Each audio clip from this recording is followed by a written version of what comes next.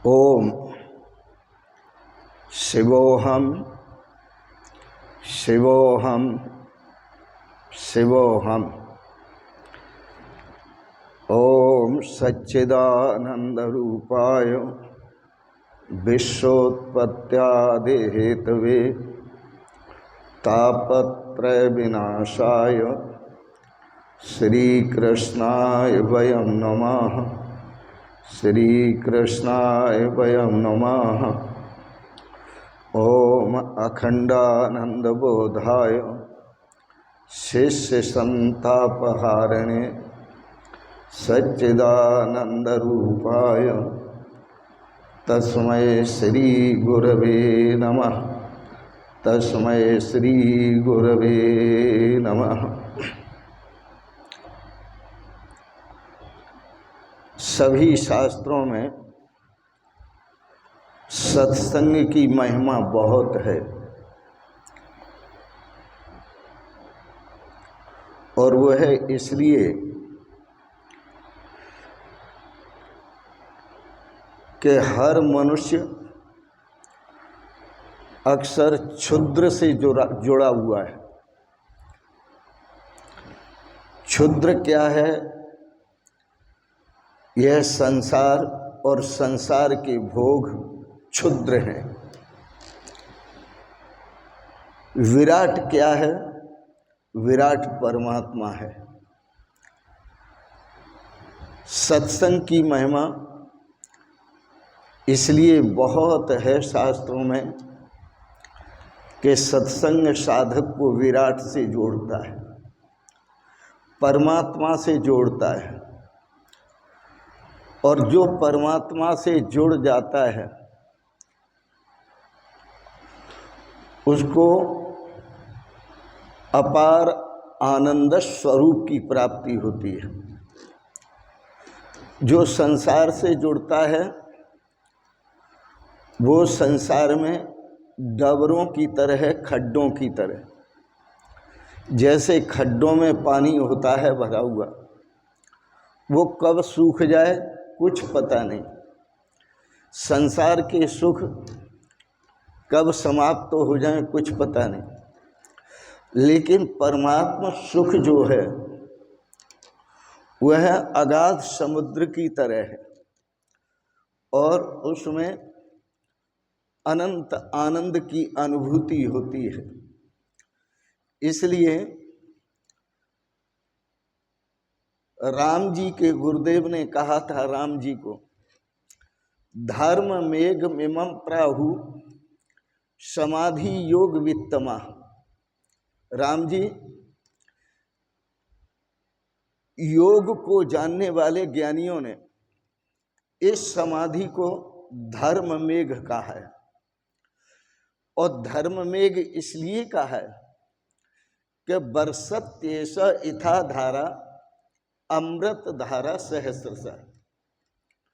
इस समाधि में, इस प्रभु के मिलन में, परमात्मा के मिलन में सहस्त्र धाराओं से आनंद की बरसात होती है। वही स्थिति जनक जी को प्राप्त है। तो जनक जी का जो व्यक्तित्व है वो समाप्त होने जा रहा है और उनका जो अव्यक्तित्व है वो प्रकट होने जा रहा है। जनक जी व्यक्त शरीर से भी और व्यक्त संसार से भी उस अव्यक्त परमात्मा की तरफ सरक रहे हैं। तो वह अव्यक्त उनके जीवन में प्रकट होने जा रहा है, जिसे परमात्मा से मिलन कहना चाहिए। और इसीलिए जनक जी कहते हैं, गुरुदेव मुझसे उत्पन्न हुआ संसार मुझ में वैसे ही लय को प्राप्त होता है जैसे मिट्टी में घड़ा और जल में लहर, सोने में आभूषण होते हैं। वस्तुतः देखा जाए तो जब घड़ा नहीं बनाता तो भी मिट्टी ही था, घड़ा बन गया है तो भी मिट्टी ही है, घड़ा फूटकर मिलेगा तो भी मिट्टी में मिलेगा। इसी तरह देखा जाए तो जल के सिवाय लहर कुछ नहीं है। लहर नहीं थी तो जल था, लहर उठ गई है तो भी जल है, और लहर विलय हो जाएगी तो भी जल है। इसी तरह से सोने के आभूषण, जिनको आप कंगन कहते हैं, कुंडल कहते हैं, जिन्हें आप अपने अंगों में धारण करते हैं, तो आभूषणों का नाम लेते हैं आप, सोने का नाम नहीं लेते। लेकिन वह आभूषण नहीं बने थे तो सोना ही था, और आभूषण बन गए हैं तो भी सोना ही है, और आभूषण गल जाएंगे तो भी सोना ही है। इसी प्रकार से जब कुछ नहीं था तो परमात्मा था। जब तुम्हें यह संसार रूपी कुछ दिखाई दे रहा है तो भी परमात्मा ही है, और ये संसार जब विलय को प्राप्त होगा तो भी परमात्मा ही है। सुने, न कुछ था तो खुदा था, न कुछ था तो खुदा था, न कुछ होता तो खुदा होता। न कुछ था तो खुदा था, न कुछ होता तो खुदा होता। डुबोया मुझको होने ने, डुबोया मुझको होने ने, न होता मैं तो क्या होता। डुबोया मुझको होने ने, हम कहेंगे कि स्वामी राम तीर्थ एक पहाड़ी से छलांग लगाते हैं नदी में और डूब जाते हैं। आप सोचेंगे उन्होंने अपने को समाप्त कर दिया। वस्तुतः समाप्त नहीं किया उन्होंने अपने को उस परमात्मा में डुबो दिया, अपने को समाप्त नहीं किया। हाँ, हम ये कह सकते हैं कि व्यक्त रूप से उन्होंने अपने को समाप्त किया, और अव्यक्त रूप से वो हमेशा के लिए हो गए। हर व्यक्ति का जो शरीर है वो व्यक्त है, और हर शरीर में जो व्यक्ति है वो अव्यक्त है। तो जो व्यक्त शरीर है उसकी परिभाषा सभी करते हैं, लेकिन जो अव्यक्त है परमात्मा, उसकी परिभाषा कोई नहीं करते। तो न कुछ था, न कुछ था तो खुदा था। जब कुछ भी नहीं था तो परमात्मा था, न कुछ होता तो खुदा होता, और यह जगत संसार ये कुछ भी न होता तो भी परमात्मा ही होता। डुबोया मुझको होने ने, डुबोया मुझको होने ने, न होता मैं तो कुछ न होता। डुबोया मुझको होने ने, न होता मैं तो क्या होता, कुछ भी नहीं होता। खुदा होते हैं, परमात्मा होते हैं। यह जो होने की सीमा है, इस सीमा को जब वस्त्र की भांति हम उतार देते हैं, शरीर पर वस्त्र होते हैं और वस्त्रों को हम उतार देते हैं। कैसे उतारते हैं? जैसे सर्प, उस सर्प के ऊपर कैंचुली होती है, और वह सर्प उस कैंचुली को कहीं उलझाकर और पूरी कैंचुली शरीर से उतार देता है।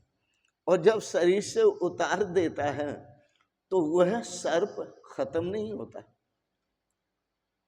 वह खत्म नहीं होता, वो पूरा का पूरा बना रहता है, सिर्फ कैंचुरी उतरती है। इसी तरह से ज्ञानी जन शरीर रूपी कैंचुरी को उतार देते हैं। ये कैंचुली जो है शरीर रूपी कैंचुली है, इसको उतार देते हैं। शरीर व्यक्त है, परमात्मा अव्यक्त है, और अपना संबंध शरीर रूपी कैंचुली को हटाकर उतार कर वो अव्यक्त परमात्मा से जोड़ लेते हैं।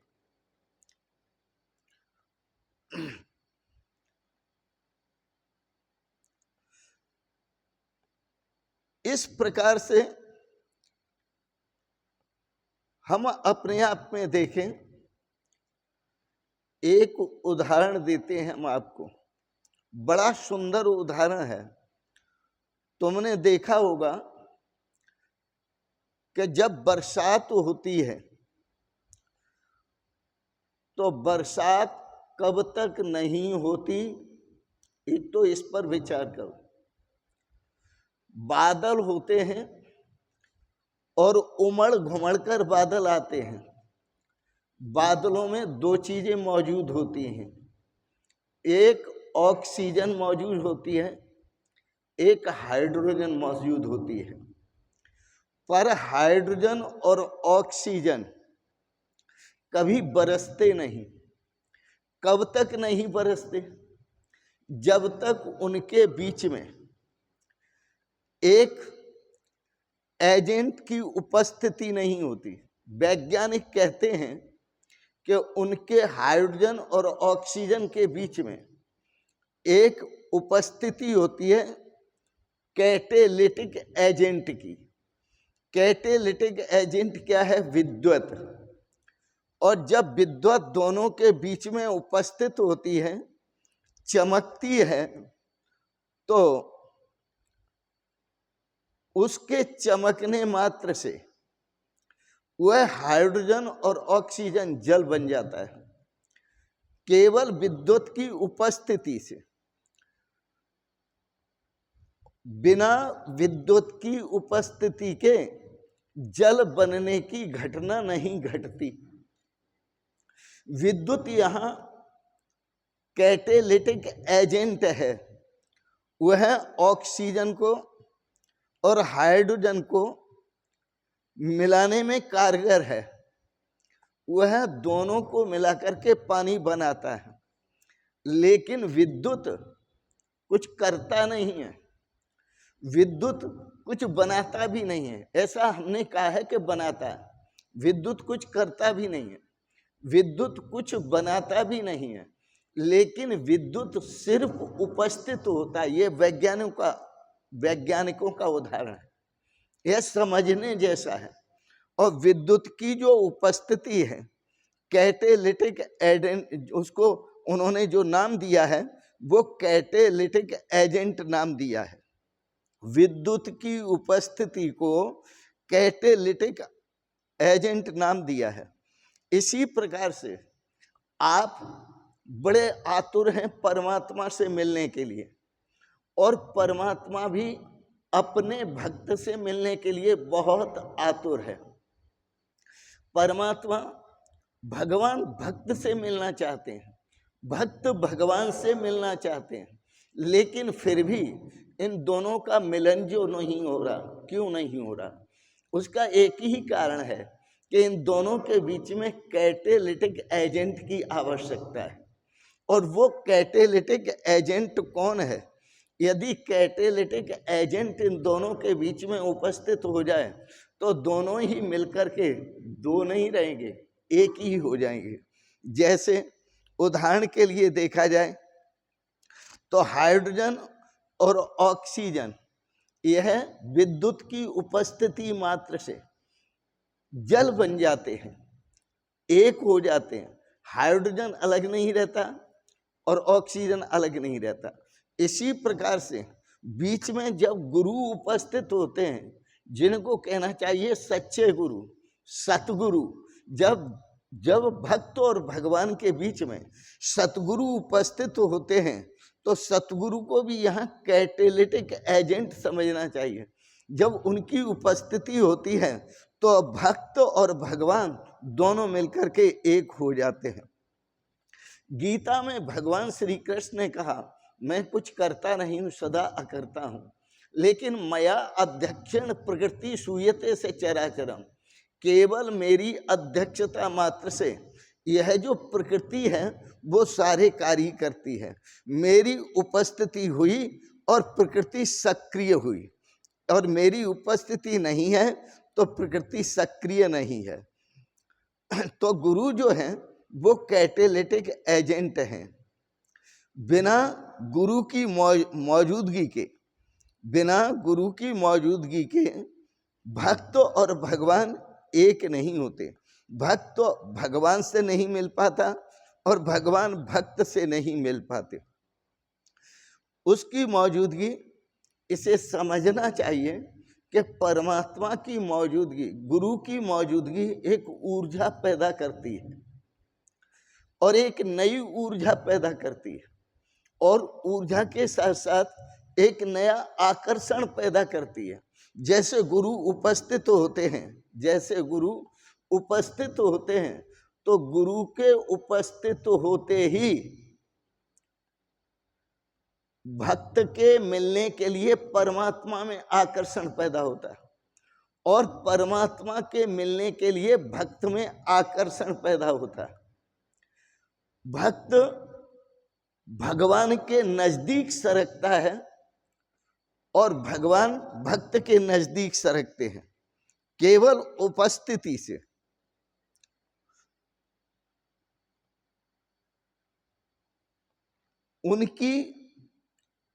उनका जो सरकना है, भक्त जब भगवान की तरफ सरकता है और भगवान भक्त की तरफ सरकता है, तो भक्त के अंदर कुछ बोल फूटते हैं, कुछ गीत जागृत होते हैं, कुछ कविताएं प्रकट होती हैं, कुछ भजन प्रकट होते हैं, क्योंकि उसके भीतर जो घटनाएं घटती हैं वो अपने गीतों में बांधना चाहता है।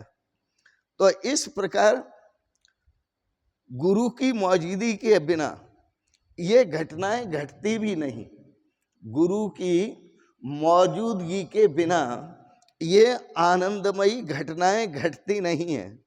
अष्टावक्र की मौजूदगी हुई,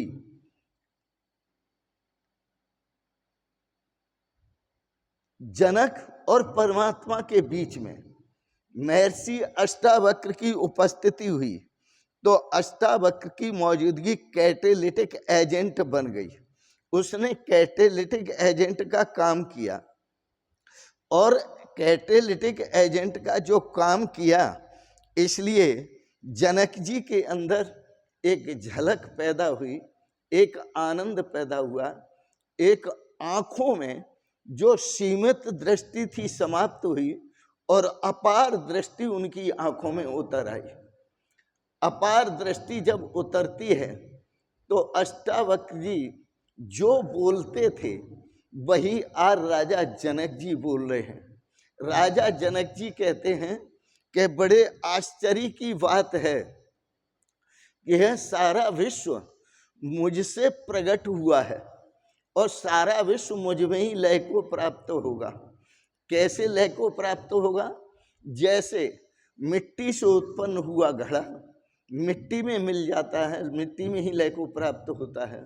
जैसे जल से उत्पन्न हुई लहर जल में ही लय को प्राप्त होती है। जैसे आभूषण सोने से उत्पन्न हुए आभूषण और सोने में ही लय को प्राप्त होते हैं। कहते हैं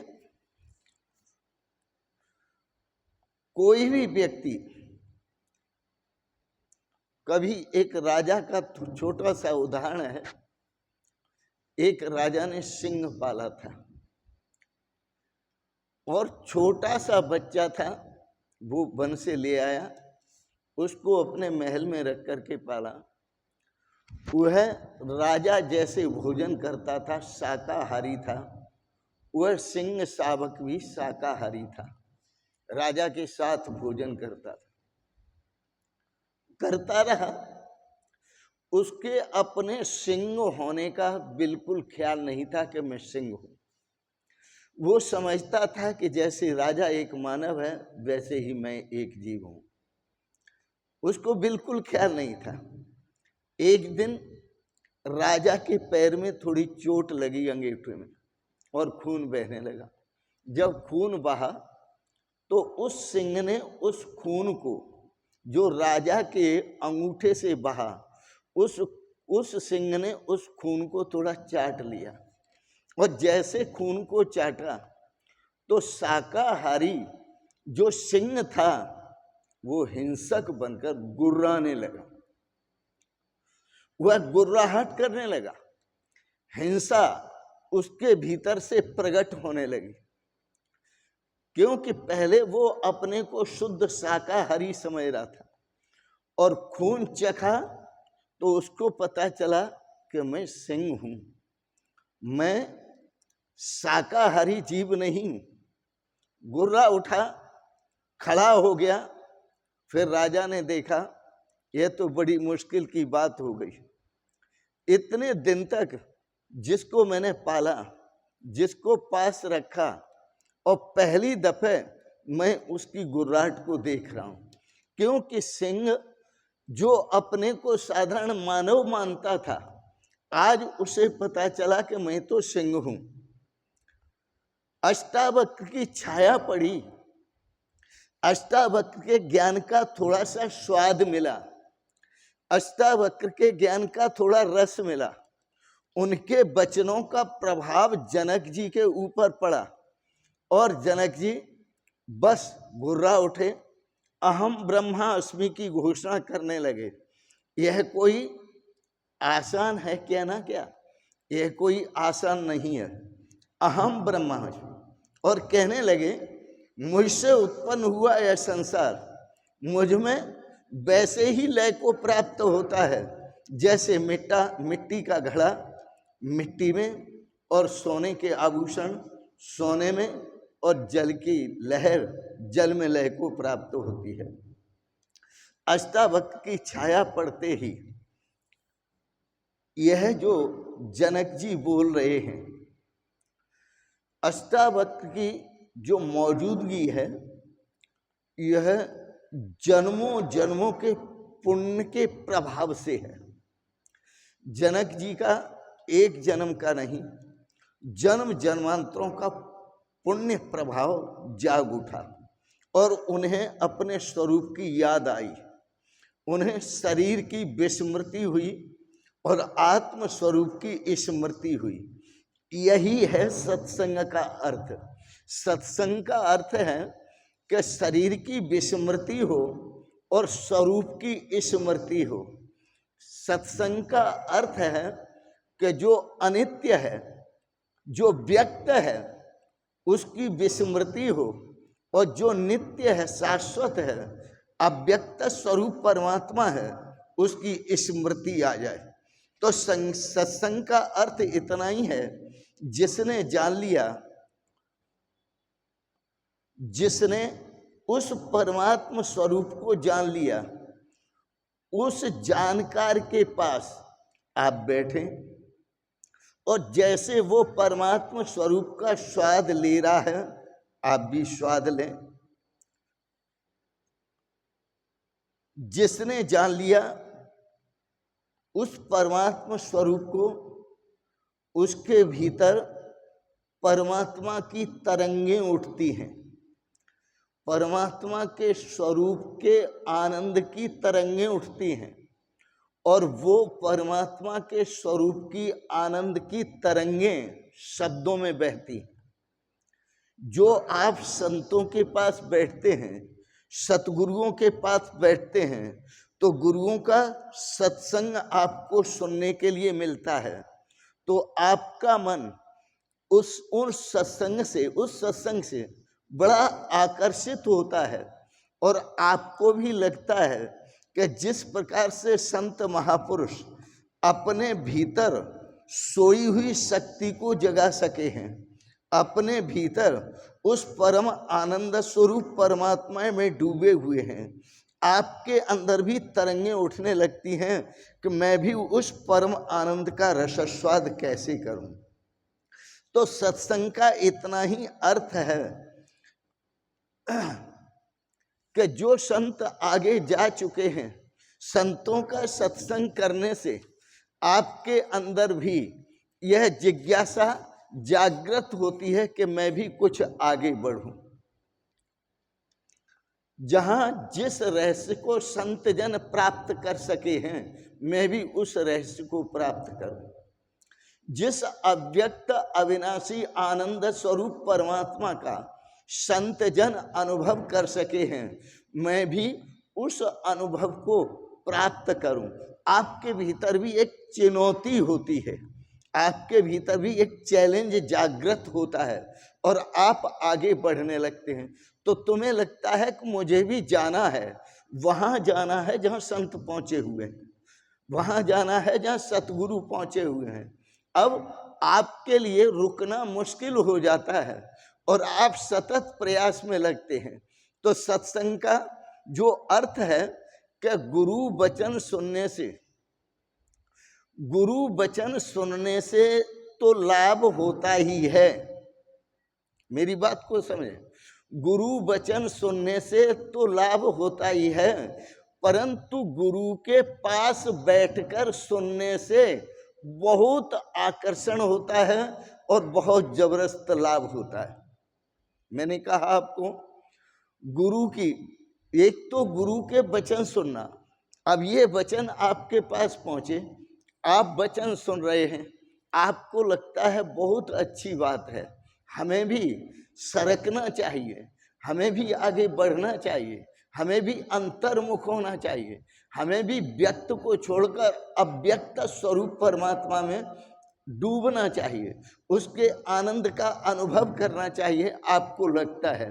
तो अब आप बेचैन होते हैं और बेचैन होकर के भीतर आने की कोशिश करते हैं। तो जितना गुरु के सानिध्य में आप भीतर सरक सकते हैं, उतना गुरु के वचन दूर से सुनने से आप उतने भीतर नहीं सरक सकते। गुरु की उपस्थिति अति आवश्यक है। आपने जैन फकीरों में देखा होगा कि जैनियों में साधना कराते हैं तो उनकी जो प्रक्रिया है झाजेन प्रक्रिया है। जैन का मतलब होता है ध्यान प्रक्रिया, जैन का मतलब होता है ध्यान प्रक्रिया, और ध्यान प्रक्रिया में झाजेन प्रक्रिया उनकी होती है। तो वो सभी बैठते हैं, बड़े संख्या में बैठते हैं, मैदान में बैठते हैं, और गुरु उनके लिए ध्यान कराने के लिए बिठाते हैं, अंदर सरकने के लिए बिठाते हैं कि आप अपने स्वरूप का आनंद लो, संसार का नहीं, स्वरूप का। संसार तो नाशवान है, संसार तो दिखावा है, संसार तो क्षण भंगुर है। भगवान श्री कृष्ण ने कहा दुखालयम अशाश्वतम, यह पूरा संसार दुख का घर है और क्षण भंगुर है, इसलिए आप अपने स्वरूप का आनंद लो। तो वहां स्वरूप का आनंद लेने के लिए ध्यान पर बैठाते हैं।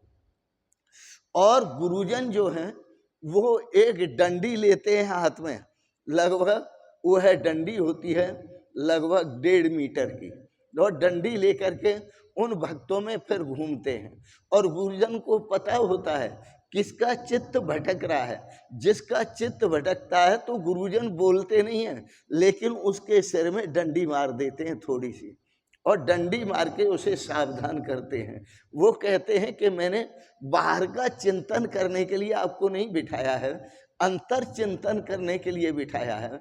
आप अंतर अनुभूति करें, परमात्मा के स्वरूप की अनुभूति करें, क्योंकि इसी में आपकी जो श्रेष्ठता है, इसी में आपका आनंद है, इसी में सुख शांति है। तो आप अपने अंतर स्वरूप को देखो। गुरु एक विशिष्ट तरंग में जी रहा है और गुरु का प्रयास होता है आपको भी उस विशिष्ट तरंग में जीते हुए देखना। जैसे गुरु के शब्दों में तरंगें उठती हैं, वैसे ही गुरु के हृदय में भी तरंगें उठती हैं। तुम भी थोड़ी देर के लिए किसी न किसी गुरु की शरण में जाकर और बैठकर अपने अंतर में प्रवेश करो। और जब आप अपने अंतर में प्रवेश करेंगे तो प्रवेश जैसे करेंगे तो तुम्हारे देखने का जो ढांचा है वो बदल जाएगा, तुम्हारे जो स्वाद लेने का जो ढांचा है वो बदल जाएगा, तुम्हारे जो अनुभव का ढांचा है वो बदल जाएगा। और तुम्हें लगेगा कि मैं अब किसी अजर अमर लोक में प्रवेश कर रहा हूं। तुम्हें लगेगा कि मैं किसी आनंद से भरपूर लोक में प्रवेश कर रहा हूं, शाश्वत सुख रूप लोक में प्रवेश कर रहा हूं। तुम्हें लगेगा कि मैं शाश्वत शांति स्वरूप लोक में प्रवेश कर रहा हूं। तो गुरु के कान से सुनने लगोगे आप। पहले आप अपने कानों से सुनते थे, अब आप गुरु के कानों से सुनोगे। आप अपने कानों से सुनते थे तब तक आप बहिर्मुख थे, अब आप गुरु के कानों से सुनोगे तो आप अंतर्मुख होगे और अंतर की आवाज आपको सुनने के लिए मिलेगी। मैं तुमसे जो कहना चाहता हूं वो यह कहना चाहता हूं कि जनक ने ये जो वचन बोले हैं, जनक ने ये जो वचन बोले हैं कि अहो आश्चर्य है, अब मुझे पता चला कि यह सारा विश्व मुझसे ही प्रकट हुआ है और मुझ में ही लय होता है। जैसे मिट्टी से उत्पन्न हुआ घड़ा मिट्टी में लय को प्राप्त होता है, जैसे जल से उत्पन्न हुई लहर जल में लय को प्राप्त होती है, जैसे सोने से उत्पन्न हुए आभूषण सोने में लय को प्राप्त होते हैं। तो अष्टावक्र जी के जो वचन हैं बोले हुए, वही वचन जनक जी के हृदय से प्रस्फुटित होते हैं, वही वचन जनक जी के हृदय से निकलते हैं। जनक उवाच, कहा तो गया है अष्टावक्र गीता में कि जनक उवाच, लेकिन वस्तुतः देखा जाए तो वो जनक उवाच नहीं है, वो वस्तुतः अष्टावक्र उवाच ही है। क्योंकि जब गुरु के बैन सैन से, गुरु के इशारों से, गुरु के संकेत से, गुरु के इशारे पर जब शिष्य वहां पहुंच जाता है जहां गुरु पहुंचे हुए हैं, तब वो शिष्य नहीं बोलता है, वो गुरु ही बोलते हैं। तो जो अष्टावक्र की मौजूदगी थी वही अब मौजूदगी जनक जी के भीतर सघन हो गई।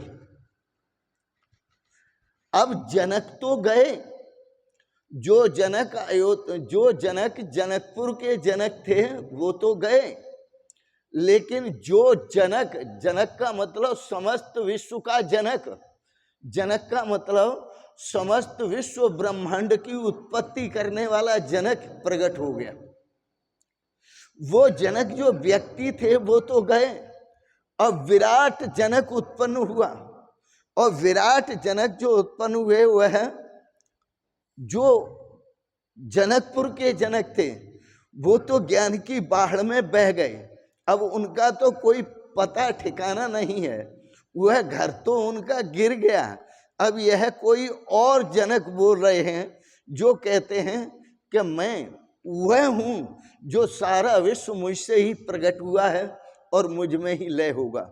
मेरे सिवाय प्रकट होने का इसका कोई स्थान नहीं है, मेरे सिवाय लय होने का भी इसका कोई स्थान नहीं है। और उन्होंने उदाहरण भी दिया कि जैसे यह विश्व मुझसे प्रकट हुआ, यह संसार मुझ में ही लय को प्राप्त होगा, जैसे मिट्टी में घड़ा, जल में लहर और सोने में आभूषण। मैं वो गुमगुश्ता मुसाफिर हूं,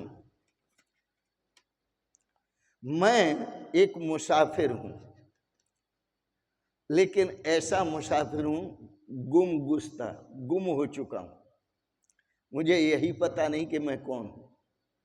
मैं वो गुमगुश्ता मुसाफिर हूं कि आप ही अपनी मंजिल हूं।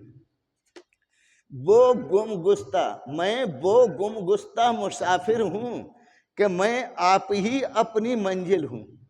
जिस मंजिल को मैं प्राप्त करना चाहता था, जिस परमात्मा स्वरूप मंजिल को मैं प्राप्त करना चाहता था, आज मुझे पता चला कि वह परमात्मा स्वरूप मंजिल मैं स्वयं हूं।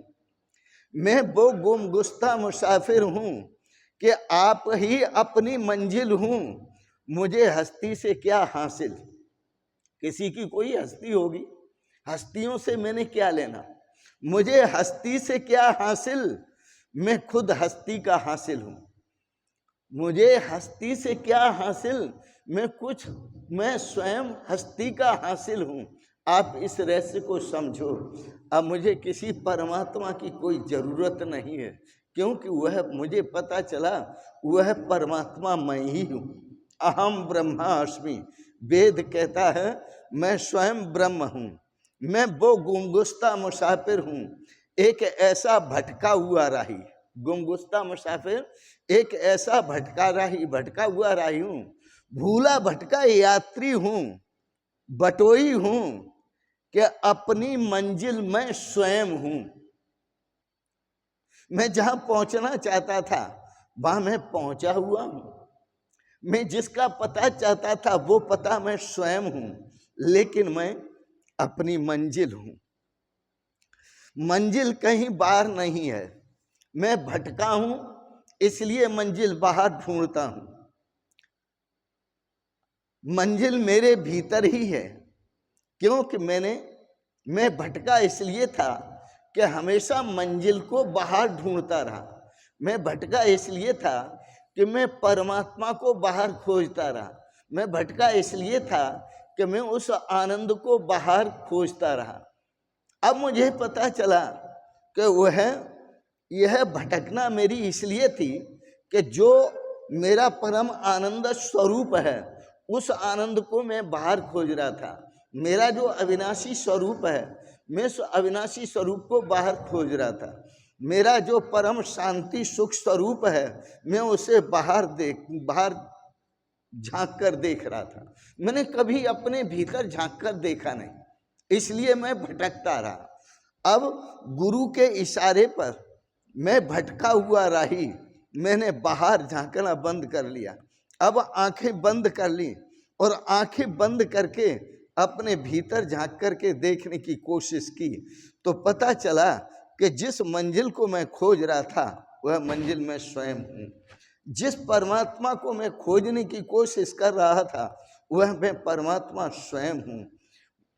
मंजिल बाहर नहीं है, भीतर ही है। इसलिए संत महापुरुष आपको सावधान करते हुए कहते हैं, बदन के अगर बंद सबदर करे, बदन के अगर बंद सबदर करे, जो मन है उसे दिल के अंदर करे। बदन के अगर बंद सबदर करे, जो मन है उसे दिल के अंदर करे। जमे इस तरह योग से उसका ध्यान, जमे इस तरह योग से उसका ध्यान कि इंसान के सिर में रहें उसके प्राण।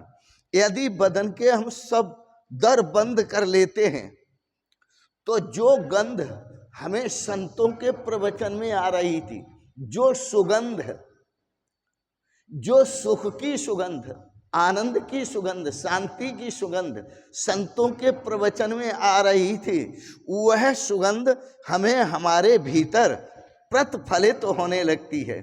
उसकी प्रतिध्वनि हमारे भीतर ही उठने लगती है। फिर हमारा भागना और भटकना बंद हो जाता है।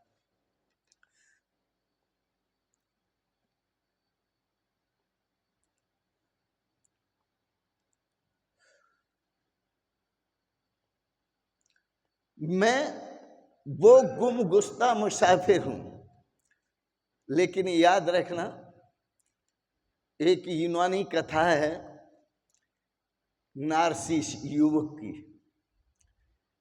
एक नारसीस युवक जो था दरिया के किनारे बैठा हुआ था, बहुत सुंदर था, और उस दरिया में उसकी छाया पड़ रही थी, और वो छाया अपनी ही प्रतिछाया से वो इतना प्रभावित हुआ कि उस छाया को पकड़ने के लिए जल में उतरता है, और जैसे जल में उतरता है तो जल हिलने लगता है, और जैसे जल हिला और छाया गुम हो गई। फिर वो किनारे पर आकर बैठ जाता है और देखता है जल शांत हुआ। फिर उसने अपनी छाया को देखा, और छाया को ऐसे देखा कि जैसे मंसूर के लिए वो छाया किसी लैला से कम नहीं है, मजनू के लिए वो छाया किसी लैला से कम नहीं है। उसे अपनी ही छाया इतनी सुंदर लग रही थी कि वो फिर झील में उतरा। उस छाया को पकड़ने के लिए बार बार उतरता है, जैसे झील में उतरता है जल हिल जाता है, और जल हिल जाता है तो छाया गायब हो जाती है। अब छाया को पकड़ने के लिए झील में उतरता है, छाया हाथ नहीं लगती, फिर वो बाहर बैठ जाता है, फिर छाया को देखता है तो छाया फिर आकर्षित करती है। आप विचार करो, ये आकर्षित जो करती है, मोहित करती है, वो छाया है किसकी? अपनी ही तो है। स्वामी राम कहते हैं, हूं अपनी सूरत पे आप सैदा, हूं अपनी सूरत पे आप सैदा, कि है राम मुझ में मैं राम में हूं। यह शहर क्या है, यह शहर क्या है अजब अनोखा, है राम मुझ में मैं राम में हूँ। यह शहर क्या है अजब अनोखा, है राम मुझ में मैं राम में हूँ।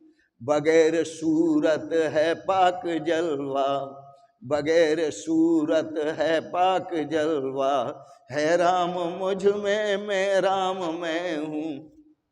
जैसे उस व्यक्ति को जल में अपनी ही छाया पर मोहित होता है, भ्रम होता है कि ये दूसरा है, इसको पकड़ना है, इसको ग्रहण करना है, बड़ा सुंदर है, बड़ा रसीला है, बड़ा मनोहर है, और वो भ्रमवश दूसरा समझ करके पकड़ने में लगा हुआ है। सोचो जरा, इसी प्रकार से हम सबको भ्रम हो रहा है कि परमात्मा कहीं हमसे अलग होगा, वह परम आनंद स्वरूप प्रभु अलग होगा। अरे वो परम आनंद स्वरूप तो हमारा निजी स्वरूप है। खुद देखो, मैं वो गुमगुस्ता मुसाफिर हूं कि हूं अपनी सूरत पे आप सैदा, हूं अपनी सूरत पे आप सैदा, कि है राम मुझ में मैं राम में हूं। मैं अपनी सूरत पर ही सैदा हो रहा हूं। ये सारा विश्व मेरा ही तो स्वरूप है। मैं वो गुमगुस्ता मुसाफिर हूं कि आप अपनी मंजिल हूं। मुझे हस्ती से क्या लेना, जीवन से मुझे क्या लेना देना है। मैं खुद हस्ती का हासिल हूं। मैं जिसे प्राप्त करना चाहता था मैं वही हूं। मैं खुद जीवन का निष्कर्ष हूं। मैं खुद जीवन का लक्ष्य हूं।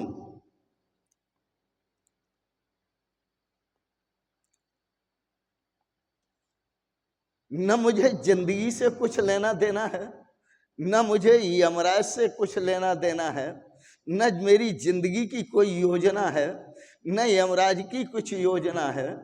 खुद मैं जीवन का अर्थ हूं। जिस अर्थ को प्राप्त करना चाहता हूं वह अर्थ मैं स्वयं हूं। मैं खुद ही जीवन हूं। मैं खुद ही जीवन की निष्पत्ति हूं। मैं खुद ही जीवन का निष्कर्ष हूं। मैं खुद ही जीवन का लक्ष्य हूं। यह जीवन का जो आखिरी फल है वह मैं स्वयं हूं। जीवन का जो अंतिम चरण है वो मैं स्वयं हूं। जीवन का जो उच्चतम शिखर है वो मैं स्वयं हूं। और जीवन का जो परम आनंद स्वरूप है वह परम आनंद स्वरूप मैं स्वयं हूं। परम शाश्वत सुख स्वरूप मैं स्वयं हूं। परम शाश्वत शांति स्वरूप मैं स्वयं हूं। आप अपने स्वरूप को पहचाने। इसलिए मैं कहा करता हूं, अरे इंसान अपने आप को पहचान। यही है भक्ति और यही है ज्ञान। इसी में ज्ञान है और इसी में भक्ति है। आप अपने स्वरूप को पहचानो। आप परमात्मा के ही स्वरूप हैं। वेद कहता है अमृतस्य पुत्र, आप सभी अमृत के पुत्र हैं। आप सभी ब्रह्म पुत्र हैं, परमात्मा के पुत्र हैं। तो जो जिससे उत्पन्न होता है वो भी वही होता है।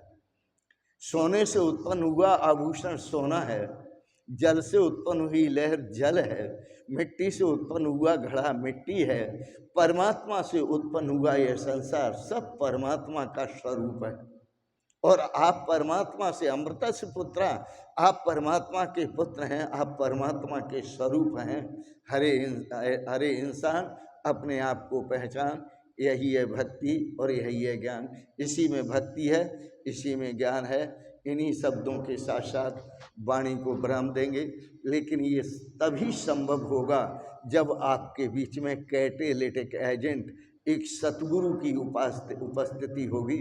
और जब सतगुरु की उपस्थिति होगी तो फिर आप कह उठेंगे, सतगुरु द्वारे पे गजब हो गया, अहम ब्रह्म जान के जगत खो गया। सतगुरु द्वारे पे गजब हो गया, अहम ब्रह्म जान के जगत खो गया। आप अपने स्वरूप में स्थित होंगे और स्वरूप का आनंद लेंगे। बस आज इतना ही। आपने बड़े प्रेम और श्रद्धा से आज के प्रवचन को श्रवण किया, इसके लिए बहुत बहुत अनुग्रहित हूँ। और एक बात जरूर कहूँगा, आप सबके प्रति कोटि से मंगलमयी शुभकामनाएं करते हुए भगवान आपको सदा स्वस्थ और सुखी रखें, सद्बुद्धि प्रदान करें, आप सब अपने स्वरूप की पहचान कर सकें और अपने श्रेय और सौभाग्य को प्राप्त कर सकें। इन शब्दों के साथ साथ आपको बहुत बहुत शुभकामनाएं, बहुत बहुत आशीर्वाद और बहुत बहुत प्रणाम प्रणाम प्रणाम। शिवोहम शिवोहम शिवोहम।